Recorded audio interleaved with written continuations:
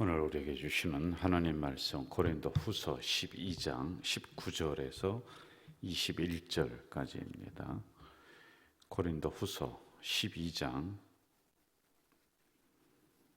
19절에서 21절까지 우리 한 목소리로 읽도록 하겠습니다. 19절에서 21절입니다. 너희는 이때까지 우리가 자기 변명을 하는 줄로 생각하는구나. 우리는 그리스도 안에서 하나님 앞에 말하노라. 사랑하는 자들아, 이 모든 것은 너희의 덕을 세우기 위함이니라. 내가 갈 때에 너희를 내가 원하는 것과 같이 보지 못하고 또 내가 너희에게 너희가 원하지 않는 것과 같이 보일까 두려워하며 또 다툼과 시기와 분냄과 당 짓는 것과 비방과 수군거림과 거만함과 혼란이 있을까 두려워하고 또 내가 다시 갈 때에 내 하나님이 나를 너희 앞에서 낮추실까 두려워하고 또 내가 전에 죄를 지은 여러 사람의 그 행한 바 더러움과 음란함과 호색함을 회개하지 아니함 때문에 슬퍼할까 두려워하노라. 아멘. 제가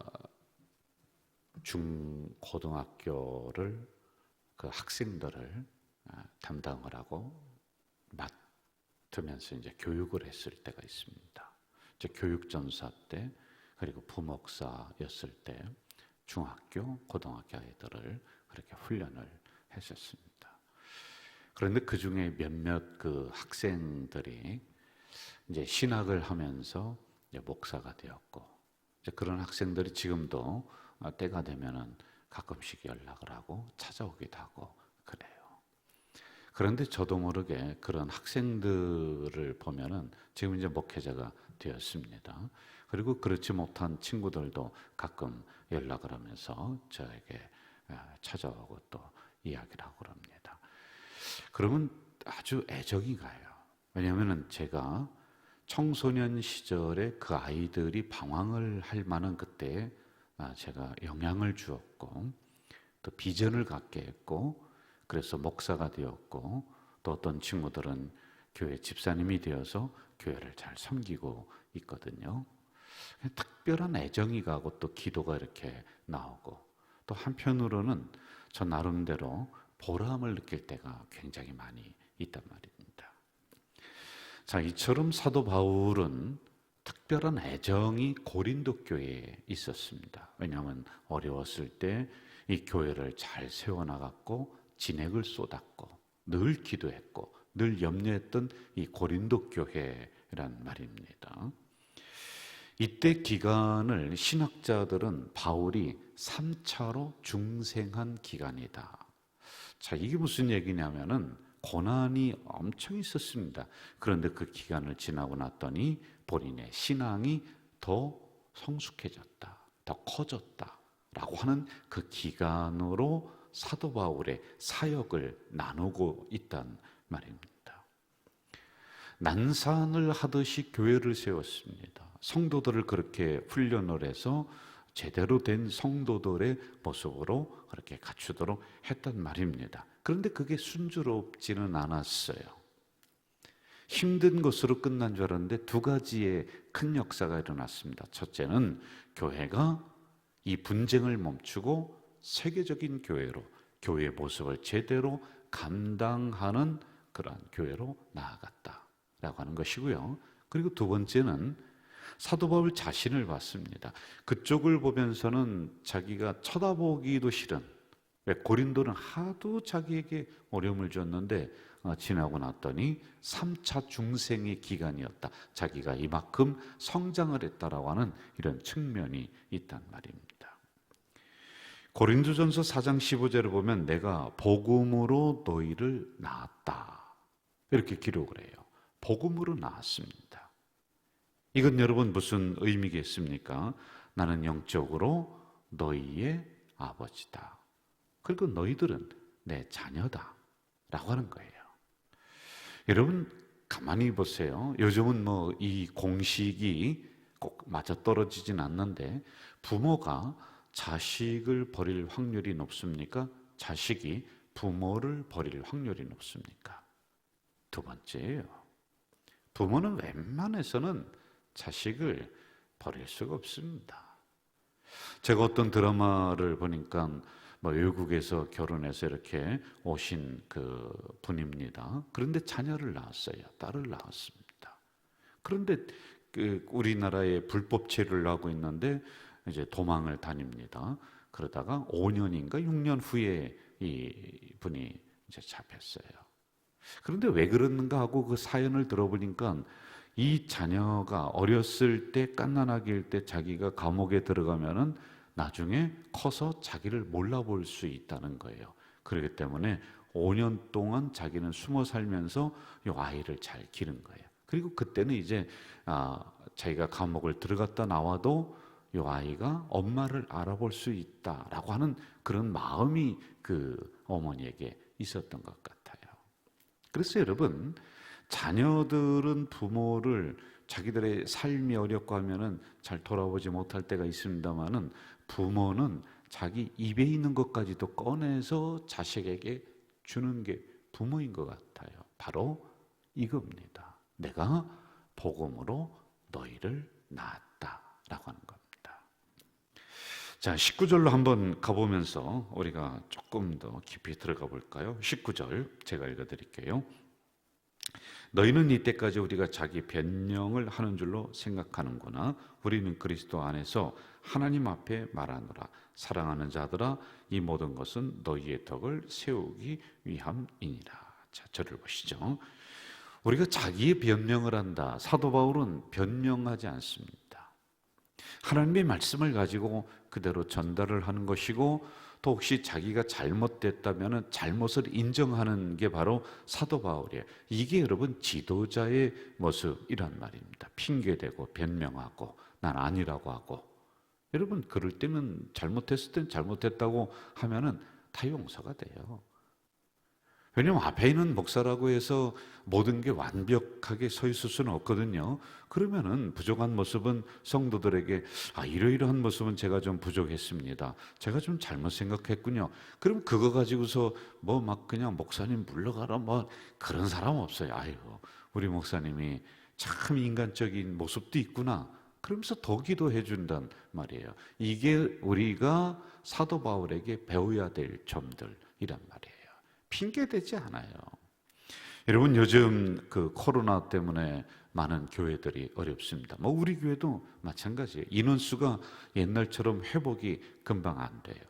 또 전염병이 또 그냥 기승을 부리고 있는 이런 상황입니다. 그런데 전에도 말씀드렸습니다만은 두 방향으로 교육자들이 나가는 거예요. 교회들이 나가요. 어떤 교회는 코로나 때문에 안 된다고 팍 주저앉아요. 이게 핑계대는 겁니다. 그리고 어떤 교회는 아니다. 이런 상황에 어렵지만 다 같이 어렵지만 이것이 오히려 전화위복이 돼야 된다라고 하는 이런 입장으로 나간단 말이에요. 자, 여러분들이 인생을 살면서 고난이다, 어려움이다 다 옵니다. 그런데 조그마한 어려움 앞에서도 핑계대는 사람이 있어요. 변명하는 사람이 있어요. 자기 운명에게 이 고난을 돌려버립니다. 옆에 있는 사람이 어떻게 잘못해서 내가 어려움을 당했다라고 그쪽으로다가 돌려버립니다.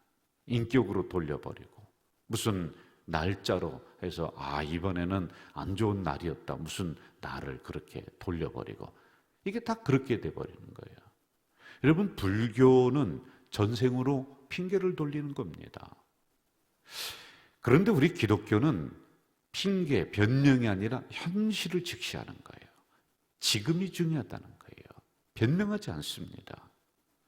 우리의 신앙도 하나님 앞에 이러저러해서 제가 기도하지 못했습니다. 여러분 언제까지 핑계대고 언제까지 변명하면서 우리가 나아가겠습니까? 아닙니다. 하나님 죄송합니다. 제가 다시 말씀 앞으로 기도 앞으로 나가겠다라는 아주 현실을 정확하게 바라보면서 갈 줄 아는 게 우리 기독교란 말입니다. 자, 그리고 두 번째 보세요. 19절 하반절에 보면은 이 모든 것들이 너희의 덕을 세우기 위함이다. 사도 바울이 고난을 겪었습니다. 사도 바울이 인격적으로 수모를 당했어요. 그리고 사도 바울이 성도들을 하나하나 가르치면서 했을 때 많은 사람들이 또 공격하기도 하고 뭐 여러 가지 일이 있었어요. 그런데 하나 목적이 있다는 거예요. 너희들의 덕을 세우려고, 교회의 덕을 세우려고 나는 낮아진다 라고 하는 것입니다. 이 덕이라고 하는 것을 보면은 굉장히 동양적입니다. 여러분, 서구적인 사고방식은 합리적이에요. 그래서 따져야 돼요. 논리가 있어야 돼요. 앞뒤가 꼭 맞아 들어가야지 그게 이기는 거예요. 그런데 우리 동양은, 이 성경은 아주 굉장히 동양적입니다. 우리 이스라엘과 우리나라는 굉장히 유사한 점이 많아요. 이 덕이라고 하는 것은 포용하는 거예요. 포용하는 거예요. 그 사람이 잘못한 거 압니다. 그런데 가서 하나부터 열까지 갑론을박, 하나부터 하나 둘 셋 넷 딱딱딱 따지는 것이 아니라 이렇게 쓸어 담는 거예요. 쓸어 담아요. 성경이 그렇습니다. 예수님이 그렇습니다. 복음이 그렇다라고 하는 거예요. 문제가 일어났어요. 그러면 우리 교회도 만약에 우리가 신앙생활 하는데 우리 성도들이 어떤 이런저런 문제가 있다고 한번 쳐봅시다. 부서에서 또는 위원회에서 이런저런 잡음이 일어난다고 쳐봐요. 여러분, 그거 가지고 들어갔어요. 누구 하면서 탁탁 따지잖아요. 그럼 이 문제가 깨끗이 딱 해결이 된다. 그랬으면 좋겠습니다. 근데 그게 안 되더라는 거예요, 여러분. 그냥 갑론을박 탁 따졌는데 분명한 것 같은데 그 자리에서 다 끝난 것 같은데 지나고 나니까 이 불길이 더 커져. 또 더 커져요. 그래서 여러분, 지도자들이 가져야 될 아주 중요한 품성 중에 하나가 덕스러운 지도자가 돼야 돼. 이게 덕장이라고 하는 거예요. 장군 중에는 지장이 있어요. 지장. 머리로다가 이렇게 쓰는 사람이 있어요. 그런데 지장 위에 최고의 장군이 뭐냐? 덕장이야, 덕장. 예? 부하들이 좀 잘못한 부분이 있어도 쓸어 담는 거예요. 쓸어 담아요. 용서해 주는 거예요. 단호할 때는 단호해야 되겠죠. 그런데 그 위에 덕이 있어야 된다라고 하는 거예요. 여러분, 예수님도 가룟 유다 끌어안지 않습니까? 그렇죠. 지금은 이제 돌아가셨습니다. 저희 스승 목사님이 늘 하시는 말씀이, 교회를 섬기다 보면은, 담임 목사를 하다 보면은 참 별의별 일을 다 만난다는 거예요. 그분이 저에게 이런 얘기를 하시더라고요. 본인이 경주에 가서 담임 목사를 할 때 어느 날 안수 집사 2명이 목사님 잠깐 좀 봅시다. 그러더니 봉고차 태우더니 저 바닷가로 갔다래. 그러더니 어떤 한 집사가 막 따지고 그러더니 옆에 있는 집사가 뺨을 따리더래요. 뺨까지 맞은 거예요. 얼마나 수모스럽고 얼마나 눈물이 나는지 별일을 다 당했답니다. 이제 그런 것 같아요. 그러면서 그런 얘기를 하면서 이분이 뭐라고 하냐면은, 예수님이 가룟 유다도 끌어안았듯이 목회를 하다 보면은 그보다 더한 사람을 만난다는 거예요. 그래도 끌어안아야 된다는 거예요. 함께 가야 된다는 거예요. 이 사람은 이래서 쳐내고 저 사람은 저래서 안 되고, 적어도 지도자는 이러한 덕스러움이 있어야지만이 된다. 그 얘기를 하시더라고요. 자, 너희의 덕을 세우기 위함이다. 여러분, 다른 사람을 생각하는 마음을 가지라는 것이죠. 덕이 있는 사람은 교회를 먼저 생각합니다. 성도를 먼저 생각하고 옆 사람을 생각해요. 그래서 좀 성도도 덕스러운 성도가 되고 교회도 좀 덕스러운 성도, 교회가 됐으면 좋겠다. 우리 교회도 주변에 있는 교회를 봐야 돼요. 살펴줘야 돼요. 이게 덕스러운 교회입니다. 이번에 수해로, 폭우로 인해서 교회가 물이 잠겼어요. 그 소식이 저에게 들려옵니다. 그래서 제가 금방 뛰어갔습니다. 그 교회 갔더니 목사님 장화 신고 사모님이랑 막 물 퍼내는데 물이 끊임없이 이 강대상에서 솟아나고 저 뒤에서도 들어오고 의자도 잠기고 다 그냥 엉망이더라고요. 한 40명 50명 되는 교회였습니다. 그래서 그 다음에 임원들, 우리 노예 임원들 해서 그 다음 날 몇 명이 가서 또 기도해주고 총회와 연결해서 또 지원을 받을 수 있도록 하고, 또 저 주한교회 목사님에게 제가 전화를 해서 목사님 이럴 때 좀 이런 교회를 살펴주셔야 됩니다. 사진을 찍어서 다 보내고 그 역할을 했습니다. 여러분 제가 잘했다는 그런 자랑이 아니라 교회들이 좀 그래야 돼요. 큰 교회라는 게 뭐예요? 덩치만 크면 뭐예요? 덩치 크면서 애들인 게 아이들이잖아요. 주변을 살피는 덕스러운 교회가 돼야 되는 거예요. 자기만 잘 먹고 자기만 배부르고 우리 교회는 부흥하고, 여러분 그러면 안 되는 거예요. 그래서 약한 교회들을 살펴주는 덕스러운 교회, 그리고 덕스러운 성도들이 돼야 돼요. 나만 잘하면 된다, 나만 깨끗하면 된다, 나만 먼지 그냥 하나도 안 묻. 여러분 어떻게 우리가 함께 공동체 생활을 하는데 나 홀로 하나만 딱 제대로 될 수 있습니까? 우리는 다 연결된 지체들인데, 저 사람이 아프면은 나도 아파요. 저 사람이 흙탕물 튀기면은 내 한쪽이 흙탕물이 튀긴 거예요. 그러므로 우리들도 옆 사람을 살펴보는 덕스러움이 있어야 된다. 따지고 싶은 게 12번도 더 되죠. 그런데 가서 팔 걷어붙이고 삿대질하면서 따져서 이기면은 그게 이긴 겁니까? 이긴 거예요? 여러분 유치원생이랑 우리 권사님이랑 만약에 시비가 붙어서 싸웠다고 칩시다. 그러면 그 꼬마 데려다 놓고 막 혼내키고 네가 잘못한 게 뭐냐 하고 막 해서 이겼다고 칩시다. 그게 이긴 거예요? 네? 그게 아니죠. 여러분 큰 사람이 작은 사람을 품어 안는 거예요. 믿음이 앞선 사람이 초신자를 끌어안는 거예요. 이게 덕스러움이라는 겁니다. 자, 다시 한번 19절 보면은, 제가 19절 다시 한번 읽을게요. 너희는 이때까지 우리가 자기 변명을 하는 줄로 생각하는구나. 우리는 그리스도 안에서 하나님 앞에 말하노라. 사랑하는 자들아, 이 모든 것은 너희의 덕을 세우기 위함이라. 자, 하나 더 보고 마무리합시다. 하나님 앞에서 말한다 라고 하는 것입니다.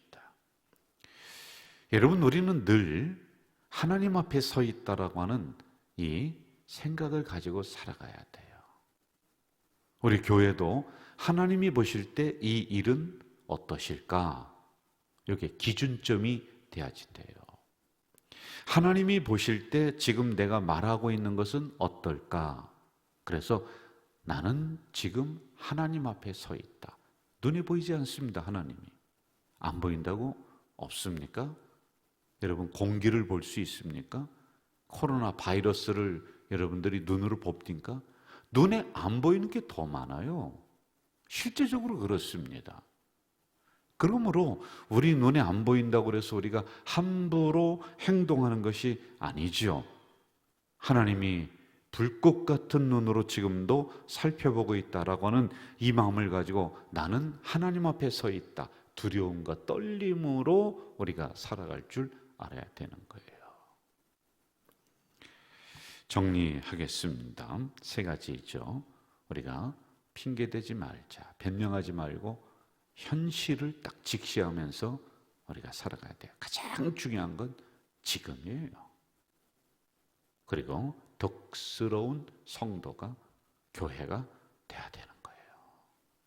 그리고 세 번째, 하나님 앞에 서 있다 라고 하는 이 마음으로 오늘도 승리하며 사시는 우리 가자 공동체 되기를 주의 이름으로 부탁드립니다. 전능하신 아버지 하나님, 이 새벽에 이 종을 통하여서 말씀을 주셨습니다. 주신 말씀 우리가 아멘으로 받습니다. 우리 가자 공동체는 덕스러운 교회 되게 하시고 덕스러운 성도들 될 수 있도록 인도해 주시옵소서. 하나님 앞에 서 있다라고 하는 그 신앙적 자세로 사람들이 있든지 없든지 보든지 안 보든지 늘 말씀 앞에 부끄럽지 않은 우리의 삶이 되도록 인도해 주시옵소서. 예수님의 이름으로 기도하옵나이다. 아멘. 하늘에 계신 우리 아버지, 아버지의 이름을 거룩하게 하시며 아버지의 나라가 오게 하시며 아버지의 뜻이 하늘에서와 같이 땅에서도 이루어지게 하소서. 오늘 우리에게 일용할 양식을 주시고 우리가 우리에게 잘못한 사람을 용서하여 준 것 같이 우리의 죄를 용서하여 주시고 우리를 시험에 빠지지 않게 하시고 악에서 구하소서. 나라와 권능과 영광이 영원히 아버지의 것입니다. 아멘. 여러분 통성으로 기도하시다가 돌아가시기 바랍니다. 오늘도 우리를 새벽 지단에 불러주신 만군의 여호와여, 주신 말씀 아멘으로 공동체가 받습니다. 변명하지 않고 핑계대지 않고 현실을 직시하며 지금 여기를 살아가는 우리가 되도록 인도해 주시옵소서. 우리 기독교는 하나님을 믿는 우리 성도들은 지금이 중요합니다. 고난도 고난으로 바라보게 하시고 어려움도 어려움으로 직시하며 나가는 우리가 되도록 인도해 주시옵소서. 떠나보지 하나님 간절히 기도합니다. 덕스러운 교회, 덕스러운 성도, 믿음의 덕을 베푸는 교회, 옆 사람을 살피고 주변을 살피고 배려하는 우리 가장 공동체, 그리고 우리 성도들이 다 될 수 있도록 하나님이여 도와주시기를 소원합니다. 떠나보지 하나님 간절히 기도합니다. 하나님 앞에 서 있다는 그 마음 자세로 두렵고 떨림으로 모든 사명을 감당해 나가는 우리 공동체 식구들이 되도록 인도해 주시옵소서. 오늘도 이 새벽에 할아버지 하나님 앞에 부르짖어 기도하는 주의 자녀가 여기에 있습니다. 아버지여, 이들의 마음의 소원을 가지고 간구하오니 하나님 이들의 기도가 땅에 떨어지지 않게 하시고 하나님께서 흡양하시는 기도 되어서 응답의 역사가 내려오도록 도와주시옵소서. 하늘 문을 여시고 응답의 문을 여시고 이들 인생 속에 하나님 100배의 응답을 받을 수 있도록 인도해 주시옵소서. 오늘도 우리 가족 공동체 식구들을 위해서 세종이 간절히 기도합니다. 아버지 하나님, 기업이 문제가 사라지고 통통한 기업들이 다 되도록 우리 가족 공동체 속해 있는 모든 기업을 주관해 주시옵소서. 병자를 위해 기도합니다. 악한 병마가 물러가게 하시고 하나님이 내 병을 고치셨다라고 하는 놀라운 간증의 역사가 이들 입에서 나올 수 있도록 주여 도와주시옵소서. 아버지, 또한 우리 가족 공동체는 다시 한번 부흥과 부흥을 넘어서서 번영으로 나가는 공동체가 될 수 있도록 주여 도와주시옵소서. 아버지 하나님 감사합니다. 감사합니다.